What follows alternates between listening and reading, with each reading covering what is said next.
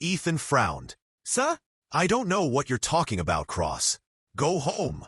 The call ended abruptly. Ethan lowered the phone slowly. He had expected Graves to demand an explanation, maybe even launch an internal investigation. Instead, he had shut him down completely. That wasn't standard protocol. Something was wrong. Very wrong. His fingers flew across the keyboard as he attempted to retrieve fragments of the erased file. Nothing. It was gone, overwritten with zeros, a digital black hole. A notification flashed on his screen. Access denied. Account locked. Ethan cursed under his breath. This was no ordinary breach. He had just become a target. A faint sound reached his ears. Footsteps, slow, deliberate, coming from the corridor outside his office.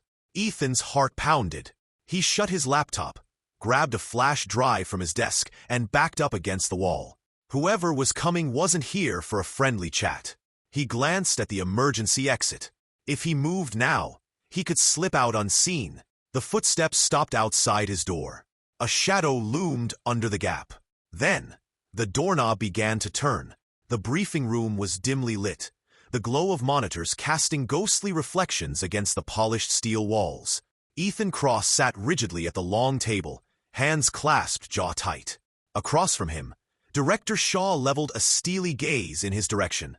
"You'll be working with Agent Reed," Shaw announced, gesturing toward the door.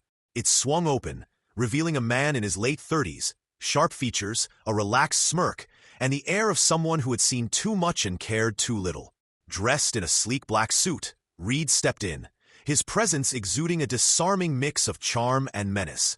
"Ethan Cross," Reed said smoothly, sliding into the seat across from him.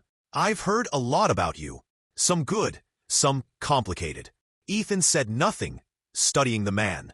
He'd done his own research. Reed's file was a minefield of redacted history, hints of off-the-books operations, and rumors of loyalties that bent with the wind. Not the kind of ally Ethan wanted, especially now. Shaw leaned forward, voice clipped. "Reed's here to ensure we contain this breach before it escalates further. I suggest you two get acquainted. Fast." Ethan nodded, but something about this didn't sit right. That night, everything changed. The security alarms blared through the agency's underground facility. Ethan woke to flashing red lights, his heart hammering. He bolted from his quarters, sprinting down the corridor toward the central command room. Chaos reigned. Operatives scurried between stations, trying to trace the source of the breach.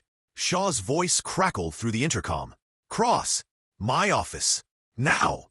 Ethan arrived to find Shaw standing by a holoscreen, arms crossed, eyes colder than he'd ever seen them.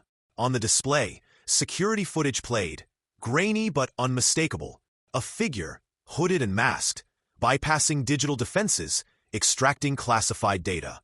The time stamp read, 2:17 a.m. The location, Ethan's terminal. Ethan took a step back. "You think that's me? That's a setup. Someone's framing me." Shaw's silence was damning. A moment later, 2 armed guards entered. "Ethan Cross, you are under investigation for the unauthorized breach of classified intelligence.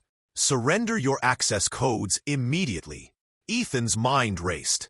He had to move. Before the guards could reach him, he slammed the emergency override button on the desk. The facility plunged into darkness. With practiced precision, he navigated through the confusion, slipping into the maintenance tunnels. His only option now was to vanish.